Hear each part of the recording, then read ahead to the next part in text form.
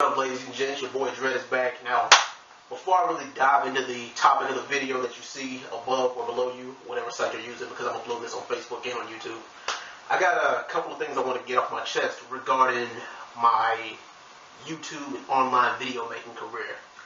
Now, I first started making videos in October 2008. I uploaded my first YouTube video October 18th, 2008, and here I am 7 years later with 2 million views, close to 5,100 subscribers, and I've actually, in the most rewarding thing so far, I've actually made, some friends and some partnerships off of YouTube. And speaking of partnerships, I am still partnered up with Google, which means I do make ad revenue, a little bit of revenue, money off the videos I make. And lately,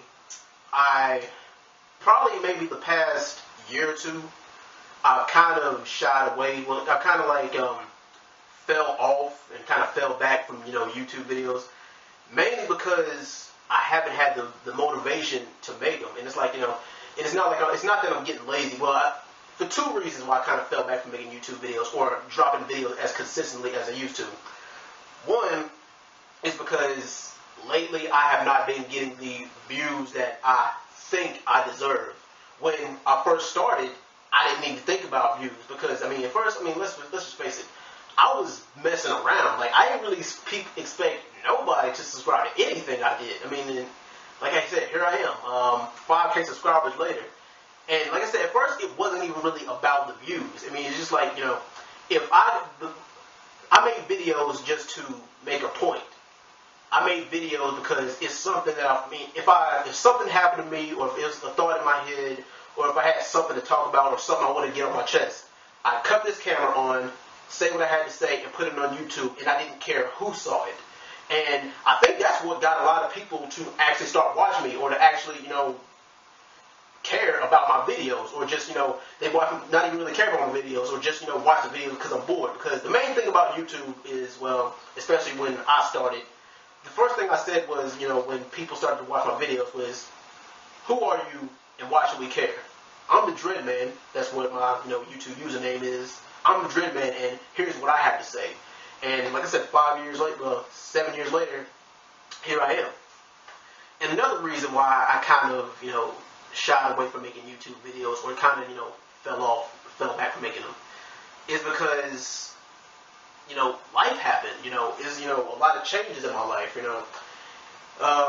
And sometimes, you get sidetracked by things like work, school, your personal life, financial, all that other good stuff. I had a couple of things I was going through, which kind of made me stop, making videos as often as I did. Because when I first started, I was making videos. I dropped. I would give you guys at least one video a day. Like, I remember back in 2009 when I really got the ball started rolling with making the YouTube videos. I drop at least one video a day. Shoot, sometimes 2 and 3 in one day. And sometimes, I'd be dropping anywhere from 5 to 10 videos in a single week. And I want to stay consistent, but I also want to give you guys quality entertainment. Because like I said, when I first started, I did the videos for me until, I started, sitting and, hey, I'm starting to get more and more viewers. I can really go somewhere with this. And I stopped doing it I stopped, making videos so much because I was waiting on the next big topic to talk about that'll get me tens and thousands of views, and even hundreds of thousands of views. Like, my most viewed video is clocked in at over 250,000 views. And I was like, man, I gotta hit the ground running with this. And it's like, what can I do to get viewed more? And a lot of people who you see are the most viewed people on YouTube. A lot of their content, while it's good, is kind of too scripted. It kind of seems like it's forced. And God forbid, the moment I feel like when I'm not being authentic, or the moment I feel like I'm not being myself, is when I'm going to walk away from this shit altogether. Because I don't want to feel like what I'm doing is forced, because, like I said, I want to give y'all quality entertainment, but I don't want to feel like I'm copying anybody else's style. Because there's a million people on YouTube who do what I do, just vlog about things. I cover a massive amount of topics: sports, hip-hop, video games, pop culture, relationships, politics, what's going on in the world. I cover a lot of things, and that kind of makes it hard to be, consistent too. Well, not that kind of like, because when you make a certain video, then you're gonna reach a certain viewer or a certain subscriber who's only gonna subscribe to you for that certain thing. And when you cover all these kind of topics I do, the plus side is that you'll never run out of ideas, you'll never run out of things to talk about. The bad idea is that you'll lose your connection with some of the people who view you and some of the people who subscribe to you in the first place. And I figured this, like, I've been doing this for 7 years, and I figured I need to either revamp my style, I either need to, keep doing what I'm doing, stay myself, but kind of like put a little bit of a twist on what I do, or I just need to go back to my roots and not care about the views, not care about who's watching, and just make videos for me. And if I just so happen to reach one person, then I feel like I did my job. I mean, whether one person watches or a million people watch, I mean, like, as long as I reach one person, as long as I feel like I made somebody laugh, or I gave somebody something to think about, or even if I made somebody mad and pissed somebody off, because I got quite a few videos that did that, then I feel like I made my stamp and I made my point and I did my job. But that's just a quick thing, a quick little take on my YouTube career and me making videos and where I'm going with it. And another thing, I've been shouted out by, guys with a lot more subscribers than me. I've been shouted out by guys like JR Sport Brief and Deadly X and Bruce Blitz. I've been on Hardcore Podcast. I've been on Radio Podcast. And that's kind of where I want to take this thing next is I've been talking to some people, and I kind of want to expand this to a live radio show. I want to take what I've learned from YouTube and take it to radio broadcasting. I'm still gonna make YouTube videos, and I'm gonna upload the podcast in video format on YouTube for y'all to watch and on Facebook.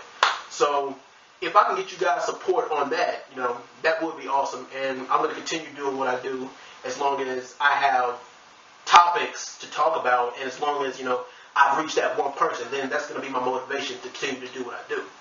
And for y'all who stuck with me for this long, I appreciate it. And for the people who are new to me and will, continue to watch me from now on, I appreciate y'all too. But anyway, on to my topic. I want to talk about this generation. Like, one thing, this is a pet peeve of mine with this generation. And we have dozens of social media outlets. We have Twitter, Facebook, all kinds of, a dozen apps on our phone, and yet you see it all the time on Facebook. Nobody talks to each other. Like, we got all these social media outlets, but everybody's always complaining about how they're bored and they're lonely and they want attention in some kind of way, shape, or form, blah, blah, blah, and it's real pathetic. Like, everybody wants some kind of attention, and it's starting to get ridiculous. And the biggest thing that really does piss me off is how antisocial people have become. Like, everybody takes pride in being antisocial, cutting people off, not having a lot of friends, not trusting anybody, blah, blah, blah. You know the whole thing. I'll guarantee you log on to your Facebook or Twitter right now, then you'll see somebody, saying, people are snakes, I cut people off, I don't have no friends, da-da-da-da-da.